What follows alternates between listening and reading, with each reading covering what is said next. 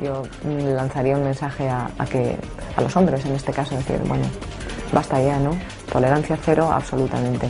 Y también a quienes tenemos responsabilidades de hijos y de hijas y de menores en nuestras casas, ¿no? Creo que tenemos que nuestra vida, nuestro modelo de relación es el que les va a enseñar, ¿no?